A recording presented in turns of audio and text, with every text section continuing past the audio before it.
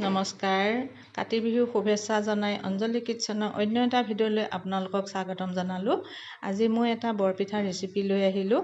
তাৰ বাবে মই এটা বাটিত 2 বাটি মই পিঠাগুড়ি ল'লোঁ।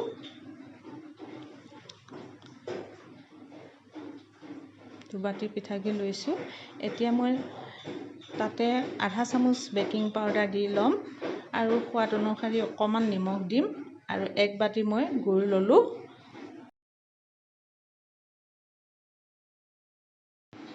এতিয়া গুড়খিনি মই গলাই ল'ম।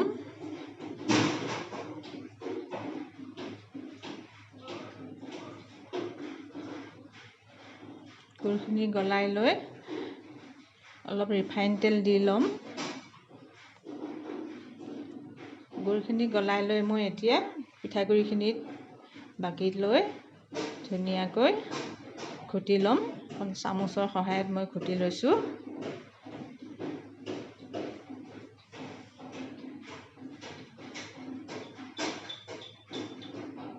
বৰপিঠাৰ বাবে পিঠাগুড়িখিনি বেছি ঢিলাও নহয়, একেবাৰে ডাঠো নহয়, তেনেকুৱা সমান জোখত ল'ব লাগিব। এতিয়া মই ভালদৰে ঘুটি লৈ আধা ঘণ্টাৰ কাৰণে মই অকণমান ঢাকি ৰাখিম।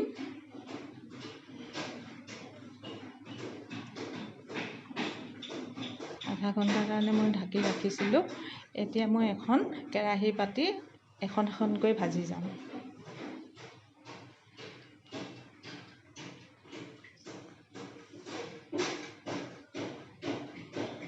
এতিয়া মই এখনকৈ ভাজিছোঁ।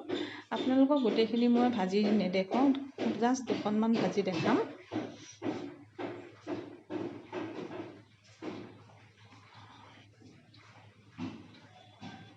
এতিয়া মোৰ বৰপিঠাটো ফুলি আহিছে। তেলৰ পৰা ওপৰত আছে।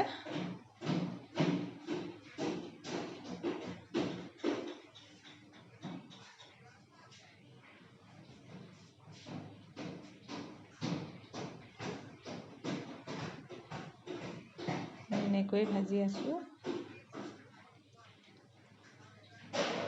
এতিয়া মোৰ পিঠাখন ভজা হৈয়ে গৈছে প্ৰায়। একেবাৰে কম জুইত দি মই ভাজি আছোঁ, যাতে ভিতৰখন কোমল হৈ থাকে। এয়া দেখিছেনে কিমান ধুনীয়াকৈ ৰঙচুৱা হৈছে। এনেকৈ মই গোটেইকেইখন ভাজি ল'লোঁ। আপোনালোককো দেখাইছোঁ। এয়া ভিতৰখন কিমান ধুনীয়াকৈ কোমল হৈছে, খাবলৈকো ভাল লাগে। আপোনালোকে যদি মোৰ ভিডিঅ'টো ভাল পাইছে তেতিয়াহ'লে লাইক, শ্বেয়াৰ, কমেণ্ট আৰু ছাবস্ক্ৰাইব কৰিবলৈ নাপাহৰিব।